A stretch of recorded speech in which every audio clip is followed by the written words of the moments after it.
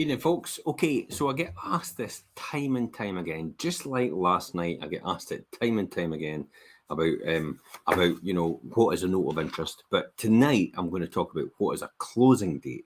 You'd be amazed at how many people actually hear the word closing date, especially in a market when it's booming, and there's especially like now when there's a restriction in supply, and then there's also a lot of people chasing a property. So you tend to find it ends up going to closing date.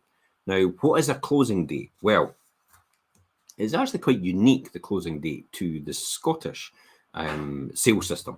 And it's, well, it is clearly like it's designed to maximise the price that a seller can achieve.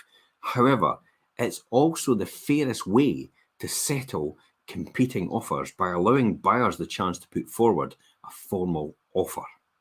That's why closing dates are essential on most occasions. Now, when we set a closing date, that's the reason why. It's typically because you've got one or two offers, and rather than actually put the seller under pressure and the fact that, they've got to decide and pick which one's best, especially if two people have the same amount of money on the table, and then the seller's then left to decide who they should choose, and often it puts them under a wee bit of pressure. So we just say, look, to be fair on all parties, we'll just put a closing date. Now, what I suggest you do, that's why a closing date's used, okay? It's not necessarily to get more money out of you, it's just to be fair on all parties. Well, it is in our case. Now, what a lot of people actually say to me, should I wait for a closing date? Well, absolutely not. If you're in a position to proceed and you can make an offer straight away and you're in a really good position, in other words, you're ready to go, you've got money in the bank or you've got a mortgage in principle, you don't need to sell anything, then you could be a good proposition straight away to a seller as a buyer.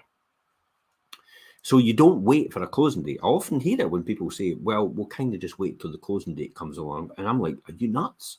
Don't wait for a closing date, especially when you're in a position. It's like playing a hand of poker. You don't know what other person's got a better hand or they've not got a better hand. But more than likely, as soon as a property comes onto market and you have a really good hand, if that makes sense, cash offer, or you're in a position to proceed without having to sell something, then you want to put your best foot forward straight away and just preempt everything. Just get in there before everyone else, make that offer, and then it forces everybody else's hand. See how that poker thing is? It forces everybody else's hand with a closing date. And that way it puts you in a great position, because then the other people might have to get their mortgage arranged, they might have to get their house on the market, they might have to get their house valued, they might have to have their deposit, they might have to cash in their funds, they might have to do everything other than what you're doing. Therefore, they might not even be in a position to proceed, because as soon as an offer comes in from you, if anybody else has noted interest, and that's going on the back of noted interest last night, or anybody else wants to view, the first thing we're going to say to them, well, there's an offer on the table. Are you in a position to proceed? And because you've taken that preemptive action, then it's possible that most of these people won't be in a position to proceed at that point in time and make an offer. Makes you the only person in the game, and then the seller has to then decide, do you want to take it or do you not? And I always liken it a bit like Deal or No Deal. When you've got that one box that you open from and then the banker makes you another offer, and you kind of think to yourself, I didn't want to be left with 1 pence.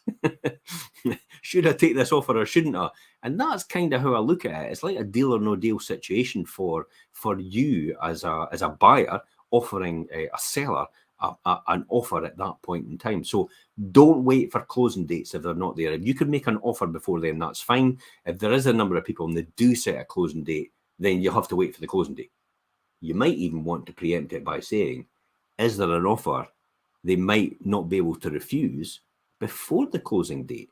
That's another way. Remember, closing dates are not legally binding official dates. They're only a point in time where you say, right, at that point in time, say at 12 o'clock on a Thursday and midday, is the time where we want you to submit all the offers, and then the seller will make a decision more than likely at that time.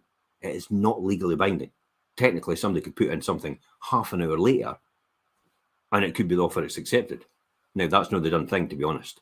There's a lot of ambiguity. There's a lot of it's not really morally right to do that, but in legality terms, there is no legality terms to it, and the fact that can still be done. So closing dates to give some finite principle. I wouldn't wait for a closing date because that is not the best thing to do. What should you offer at a closing date? Here's the principle here. I get asked this question all the time as well. Give me a second, I'll have a wee drink of tea. So, what should I get offered? What should I offer at a closing date? Now, we tell most people to put their best foot forward. So what do I mean by that? Well, I liken it to the fact that if you make an offer and it's rejected, you can hold your head up high and know that that was your best foot forward with that offer, even though it's rejected. So you know that was your best foot forward, that was your best chance of getting it. Could you imagine if you tried to lowball it and you made an offer and you got it rejected and you didn't get the property, and that when you found it to go over the line, it was probably the price that you were prepared to pay in the first place? That's heartbreaking, especially if it's the house of your dreams. That's why we say to people, make the best offer that you can make. And if you don't get it, you can hold your head high.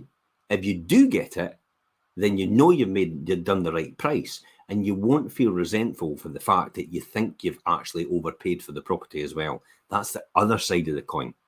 If you do get the property when you make that offer, you want to make sure that the offer you put forward is an offer that you'd be happy with if you get the property accepted as well. So it's the double-sided here.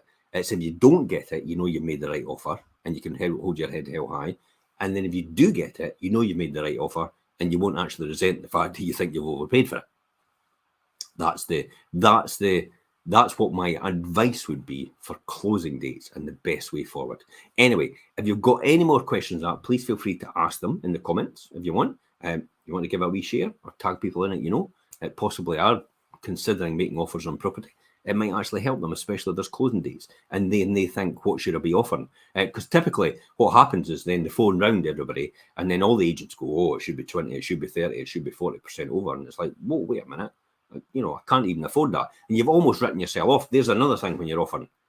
Don't write off your offer just because everybody else says that the offers are a lot more. You would be surprised. I've been a property investor for 30 years now. You'd be surprised at the prices I've got properties for when I've bought them, just because I've not let that put me off. Because no one else has put their best foot forward, because they've believed at that point in time that they were out and they would never make an offer. So every offer you make the offer you think it's worth to you. Again, if you lose it, but what if you get it? Especially if it's an offer you think, well, there's no way anybody will ever consider that. But don't just write yourself off straight away. Make the offer anyway, because you never know. Everybody else might have fallen out for any particular reason. So again, that's another key point in making an offer. Don't let yourself be put off by what other people say. In other words, it could be 20% over, it could be 30% over. And then you go, well, I could only do about 5 or 10. It's like, but you never know. That 5 or 10% over the home report value could be the amount that actually clinches you that property. I've had it recently with a client of ours. We've actually sold a property and they're wanting to buy one in Kirkcaldy, in the Kirkcaldy area, postcode area. And they asked me what the best offer is they should put forward. I gave them the right advice and they actually got the property as a result of that, with beautiful sea views. They were over the moon with getting this property. But did you know that they were prepared to pay a lot more for that property? But I got them at a lot lower value. That's key. Anyway, if you want more advice, please feel free to ask me. Sean, you're asking, how do you work out how much you can maximum offer 3 times the earnings? Sean, okay, how do you work out how much you can maximum offer 3 times the earnings? Right. Sean, I think you're actually saying about your mortgage, possibly, how much your mortgage. If you want advice, I think I've actually referred you before, Sean, to a mortgage broker. Yeah, speak to a mortgage broker first. They'll tell you how much you'll be able to borrow based on your earnings in terms of a mortgage. And then you work out after that how much you can pay over and above the home report value, because that will have to come out of your pocket towards the price of a property. And sometimes you might actually get them below the home report value. I've managed to do that last year myself. I've managed to get quite a lot of properties actually under the home report value. As a result of the negotiation I have and the skills that I've had over the last 30 years. And again, it's something I use for our sellers. So as our sellers, our buyers also, we also give them advice on how to buy from other agents and how to get the best, negotiate the best price for themselves. So they're not left to do it themselves. It's a kind of additional added value product that we add to the fact that people are selling for us. So we get them that bonus. So they get the bonus on the fact that we get a better price for them on their sale house, but they also get the bonus that we get a lower value price on the property they buy for their next house from another estate agent. So they get both sides of that, and they only pay one fee for selling their house. Anyway, that's the added value proposition from us. If you have any more questions, please feel free to ask them in the comments later on. Quite happy to answer them. And also, if you want to message me direct, because it's maybe a personal thing you want to know, then just message direct on these posts as well. Okay, guys, until next time, I'm Jim Parker for Fife Properties TV.